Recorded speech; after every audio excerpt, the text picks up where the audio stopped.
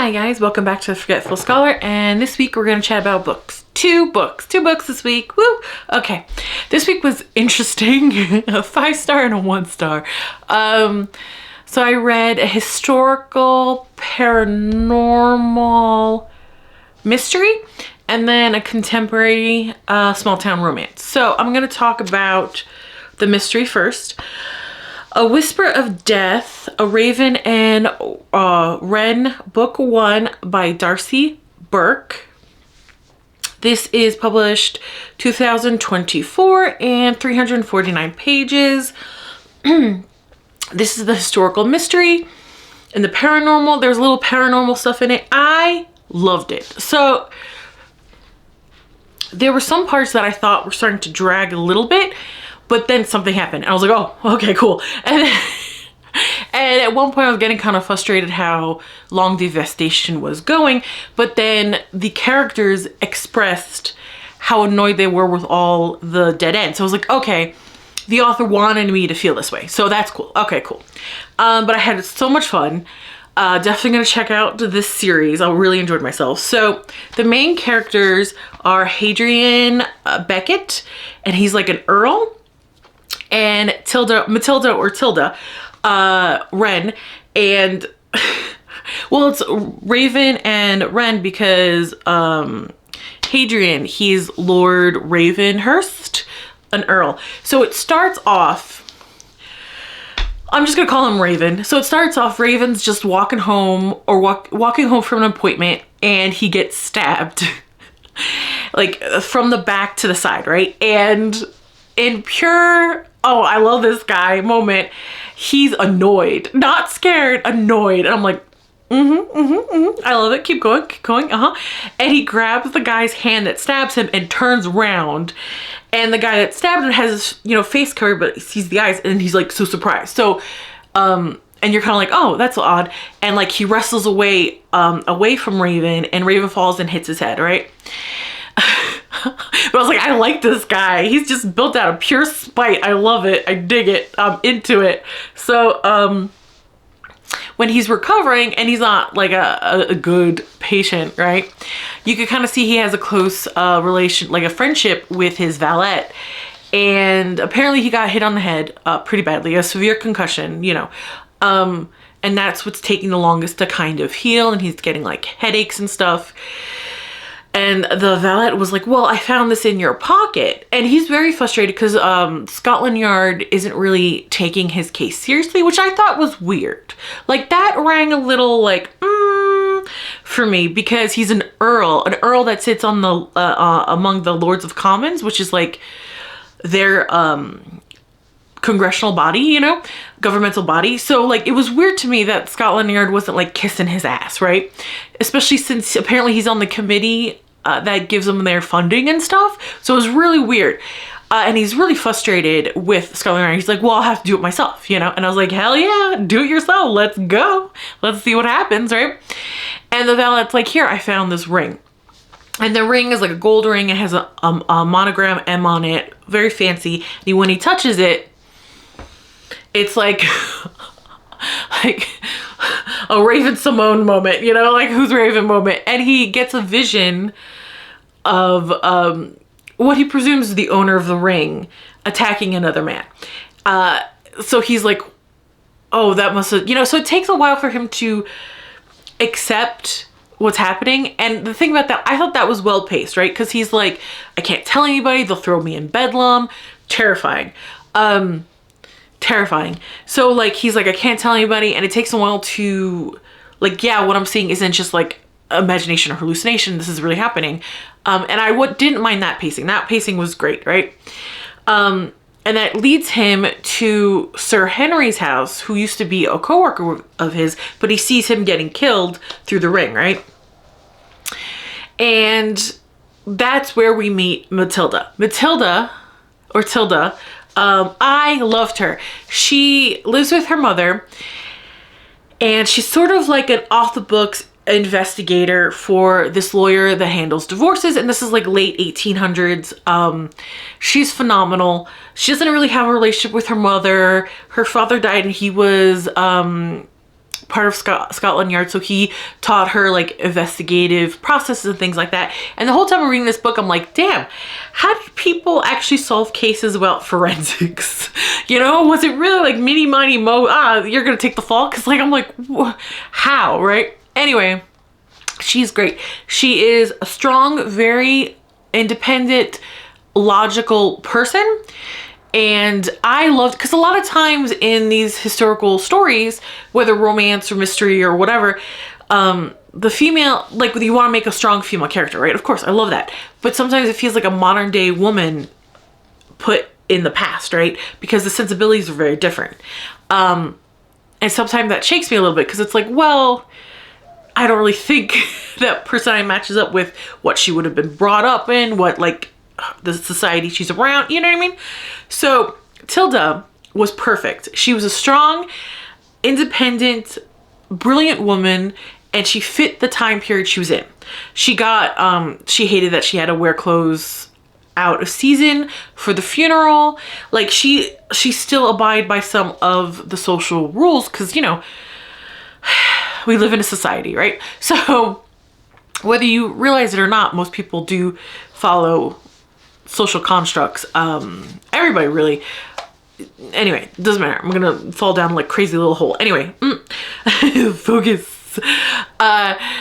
So it didn't feel like a modern woman shoved into the past, right? This felt like I was reading about like a kick-ass woman from the late 1800s, right? If someone was like, oh yeah, you know, she was a suffragette, I would believe it. You know what I mean? It just felt like that.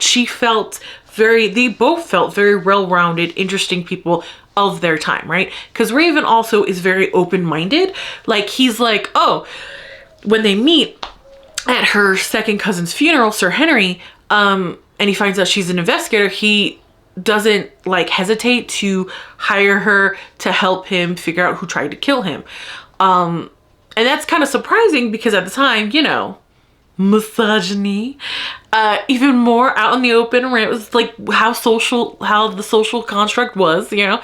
The fact that he didn't think twice about it, the fact that he got angry when people discounted her just because she was a woman, yeah, like it was very forward thinking, right? But he still felt like an earl from the late 1800s, just a very open-minded one, right? They didn't feel like modern day personality shoved into the past, which credit, that's phenomenal. Because that is so, I would imagine that is really hard to do, right? And their personalities match so well. And like Raven is more emotional, at least is more guided by his emotions than she is. She's very like, no, we have to be partial in this investigation. He's like, I want to punch somebody. And I love it. I love Grumpy Sunshine, but this wasn't really, like, I wouldn't call Tilda Sunshine, but like, I liked it, right? And meanwhile, what was happening, there was like a subplot of like, oh, she's very beautiful. And like, oh, he's handsome. And when he like played bad cop in that interrogation, rawr, I'm paraphrasing, but I was in it for it. I was like, yeah, hell yeah, let's do this. And of course, this is more of a mystery than a romance. So I know the romance is probably going to take a couple books to develop, and I'm fine with that, actually. I'm happy with that, because she doesn't want to get married, because at the time when you got married, you know, she would no longer, you know, she would just feel like she would have to disappear, right? She would no longer be an investigator, all this kind of thing, right? And he walked in on his previous ex-fiance in bed with someone else. So they're both have their reasons not to want a connection, but it's this slow burn that's probably going to happen over a couple books that I'm here for. I can't wait. I already put book 2 on my TBR. I'm excited. Anyway, and so much happens. Like, there is his attempted murder. A murder happens to another fellow Lord of the Commons who could pass as his like brother, in the same place at the same time, like 2 weeks later at the same spot, same day he was stabbed, same time he was stabbed, right? And again, Scotland Yard closes that file really quickly. Weird. Then there's embezzlement, another hidden murder disguised as a heart attack, of arson, another murder. Like, there's so much going on, and I was like, I'm enjoying this. But this better all tie together, because if any of these are random, this is gonna suck, right? None of it's random. It all ties together. It all makes sense in the end perfectly. Now, I would say as a mystery, you wouldn't really be able to solve it along with it. Like, you wouldn't be able to get the name of like, oh, it's that guy in the beginning, because like you don't really meet him in the beginning of the book, right? But I think the clues were laid out to the point where, like, for me, around page 150, I was like, oh, I get what happened. Oh, and I even forgot there was a 30-year-old murderer too. Like, a woman was strangled to death 30 years ago that he keeps getting visions of, also that they have to solve, right? So once they find this photograph, I was like, oh, I get it. I might not know the name of the person that's behind all this, but I get what's happening. So I will give it a pass that way, because you jump pretty hard on mysteries like that, but the ride was so much fun. The ride was so much fun. And like, he's struggling with these visions, and he wants to confide in her, but then he doesn't, because he doesn't want to be thought as crazy. And when he lets her know, she's very like, I don't think you're crazy, because I feel like I've known your metal over this time, you know. Also, you're correct about what you saw, so we're gonna go with okay. We're gonna go with yes, these are happening, and we're gonna use this in our investigations. Very practical. I loved it. But I will say there's a third tier character, Vaughn. He's the elderly butler of her Sir Henry that is killed. I love him. He he's adorable. I always enjoyed when he showed up. Like, he's very much typical late 1800s British butler. But like, I was just like, oh, Vaughn, okay, good. Don't worry, they'll take care of you. You know what I mean? Like, I don't know why I latched onto him, but I did. Here we are. 5 stars. I had so much fun. I will continue in the series. It was a blast. Okay, so the contemporary romance. The Gingerbread Bakery Dream Harbor book, Series 5 by Laurie Gilmore. This is 1 star. It is also published 2026, 368 pages.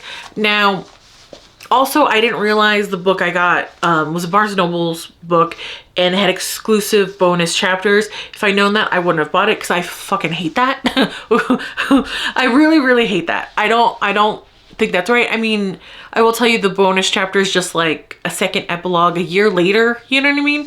And it had some cute things, but like, I hate when books do that. I really do. I don't think it's right. It feels like you're just trying to make sure people like buy more than one copy. I don't like it, you know? And again, I don't like the covers to these books. Also, okay, on a side tangent, I'll try to be quick. I've been noticing more and more in traditional publishing, little tiny mistakes that add up, and I'm just like, wait a minute, shouldn't your editing team should have found this, because this is a traditionally published. This is like, so it's HarperCollins. So because like this book goes back and forth, because second chance romance, which I hate second chances romances so much, and this has like time skips from like 11 years ago, right? 11 years ago? Yeah, to now, you know, blah, blah, blah.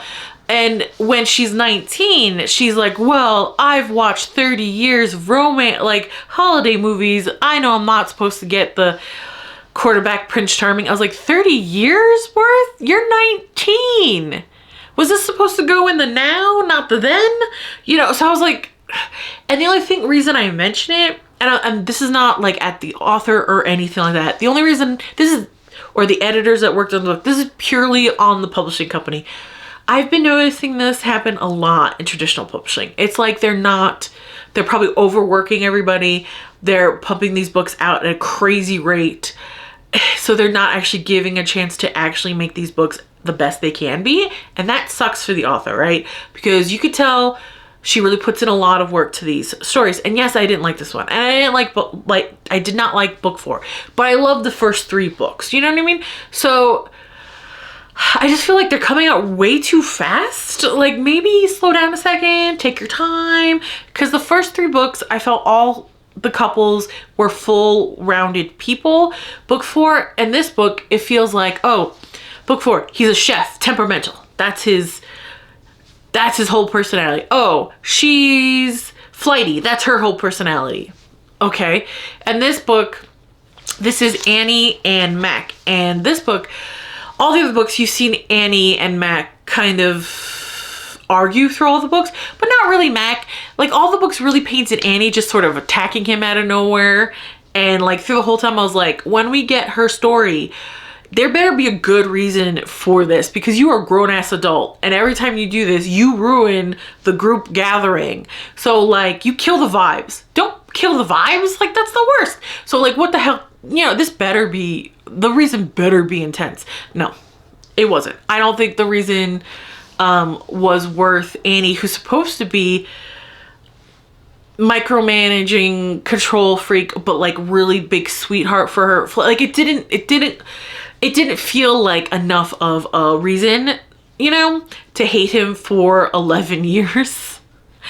And on the other end, we didn't, like, I did not see anything cute or adorable about Annie for him to be like besotted with her for 11 years. You know what I mean? So it was like, I think this needed a little more time cooking in the oven before presenting it, right? And yes, I know I'm biased. I hate second-tier romances. I hate them so much because it's this shit.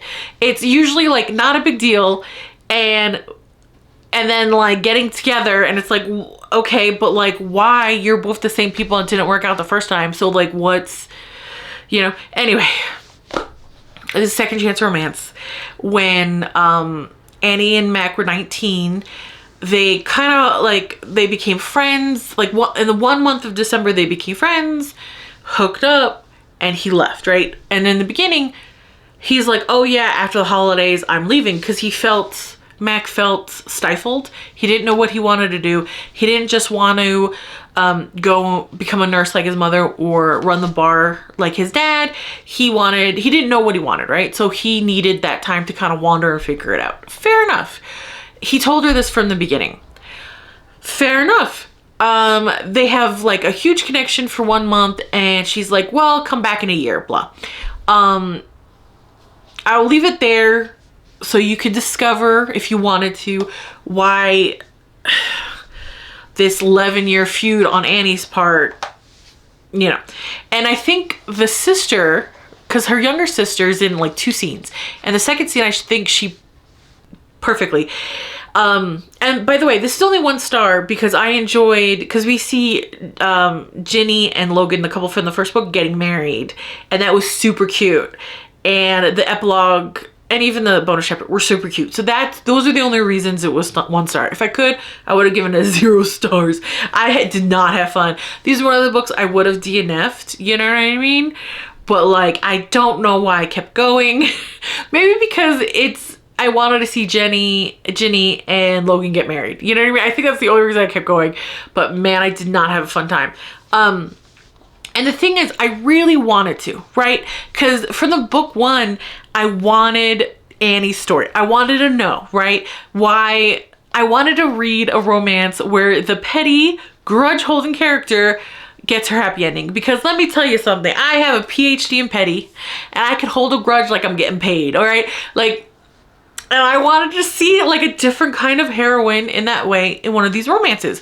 But the thing is, I don't think it was done well. I didn't see any like likable traits of Annie. But like Mac, in his point of, in Slip's POVs, right? In his POV, he kept saying how wonderful Annie is. But like, we didn't see how wonderful Annie is at any point. You know, it's just like, I hate when that happens, you know? And then Annie's point, she like hates him so much, but we don't see him doing anything horrible. And he's supposed to be like this charming character. He was boring. And she's supposed to have this, all you can see is this grudge, and there was nothing likable about it. And I love petty, and I was waiting for it. And I was like, well, that's just childish. And the character for Annie didn't really mesh to me, because she's supposed to be this control freak, overbearing, kind of person, right? Okay. But okay, so I have been diagnosed with OCD since high school. Okay. I understand intrusive thoughts very well. And it just felt like I was reading a character that kept giving into her intrusive thoughts. And I was like, well, that doesn't really jive with the control freak that you trying to tell us she is. She just seems like a micromanager and super bossy, which I think is different than a control freak. Control freak almost seems compulsory, where micromanaging and bossy is like a choice, you know, if that makes sense. Like for me, and I could be wrong, control freak almost seems like a trauma response, whereas bossy and micromanaging is more of a pride thing. And like I mentioned before, but completely dropped that thread of thought, because of course I did, the little sister, she mentions it in the second scene she's in, that Mac didn't break her heart, he hurt her pride. And I was like, yes, because that's what all this feels like. Just Annie, her ego was damaged. And I really don't have much patience for that. A broken heart, I'm there with you, you poor thing. Broken ego, like a bruised ego, shut the go the fuck. Like, you don't know patience. And like, she just, like, they're at the rehearsal dinner and he just looks over at her and she just like, what are you looking at? Like completely like a feral chihuahua, like just no reason for it. And I was just like, you all have mutual friends. This is your friend's rehearsal dinner. You want more than anything this be perfect for them. Shut the up. You're telling me you can't close your mouth? Because you do it later on in the book. So she was so impulsive with this weird attacking him for no reason. And I think if there was, like, if he did something in that moment for her to do that, okay. But he just looked at her and I was like, bro, I'm trying to be on your side. I'm trying, Annie, come on, give me something. Give me something. You give me nothing. Really, like, it's just, she just came off obnoxious, bossy, prideful. And he was like a doormat because he kept trying to be charming, and it didn't really come off like, oh, he smirked charmingly at her. That's it? That's all you think like a charming rogue type character is? No, girl. No, it's a whole package, you know? Like, he got mad at her once, and I was like, okay, a little backbone, cool. But then, like, completely, like, you know? And then she's like, I don't want to talk to him. Then, you know, she gives him a BJ. She's like, oh, maybe I'm giving him mixed signals. You think? What is happening? That's what I'm saying. It felt like she just kept giving into her intrusive thoughts instead of being this control freak. And she's like, she has 7 siblings, or she's one of 7. And I thought, oh, maybe she's the oldest because I could understand the parentification of the older sibling and, you know, things like that. Because my mother is the oldest of, like, I don't know, 1,000. I don't know. I have a lot of aunts. So I could kind of understand that, you know, but she wasn't. She was the middle. So for me, that kind of didn't coalesce with this personality they're trying to tell, not show, because you're telling me she's a control freak. You're showing me a micromanager that gives into their intrusive thoughts, which is a very different person, you know? I'm okay with reading a book about that. That could be really interesting, but that's not what you kept telling me she was, so the disconnect was pissing me off, right? And yeah, happy ending, and it was, you know, the ending was cute. If I gave two about these people, I didn't. In the bonus chapter, you just find out where they are like a year later, you know what I mean? Which is fine. I hate when I hate when publishers do that. Anyway, the best part of it was Jenny and Logan's marriage. I was like, oh, because the fourth book, I didn't like it, but you know, one of my favorite couples, Hazel and Noah, get married in it. So like, oh, okay, I'm happy I read that because, you know, but they eloped. But this was a whole wedding with them, and I enjoyed that. But that was pretty much it. They set up for another, I think, book 6 with Daisy. I don't know. The first 3 books I really enjoyed. Book 4 and 5. So I don't know. I hope the 6th book, the author takes her time, really develops the characters, because she can do that. The first 3 couples, phenomenal. Well-rounded, intricate people, you know? And I was just so bummed because I really, really, really wanted Annie and Mac. Well, at first I thought it was going to be enemies to lovers, and I love that shit. But it's second chance romance. I hate that shit. So like, I was like, ah. So do understand that second chance romance already. I'm like, ew. So, but it was so annoying. It was just so much telling of the personalities and not showing us the personalities. You know, like, oh, well, she had a, you know, I've been a bridesmaid and a maid of honor.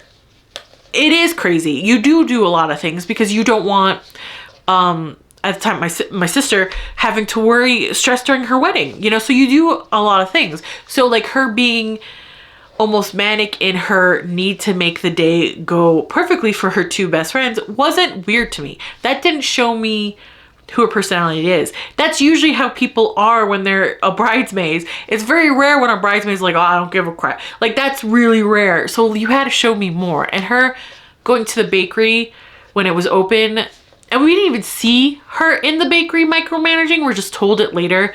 And the back and forth, like the past and the future. The past we didn't need. Maybe seeing her heartbroken from her angle and then him heartbroken from his angle, I think that would have been good. But the rest of it, I don't think we needed. It felt like filler, you know, especially since it had like next to no impact on them in the now, because Annie is I don't want to call her crazy, but like she just had no control over her intrusive thoughts. It was just like everything, and like, oh, Mac just brings that out in her. Like, no, it didn't come off cute. It didn't come off like spontaneous, like how Logan brings out spontaneity. Not Logan, Noah brings out spontaneity in Hazel. It didn't feel like that. It just felt like Annie almost had Tourette's. Like, it was so strange. I didn't understand who she was considering everything they were telling us she was. And Mac just kind of was a cardboard cutout, if that makes sense. Like, he was just sort of there. So that was disappointing. I don't know if I'm going to continue with the Dream Harbor series. I don't know. Anyway, was this enough of a ramble? I feel like this was enough of a rant. Okay, I'm gonna go. I don't want to, but it's time for me to get back to the real world. Like, comment, and subscribe, and I'll see you later. Bye.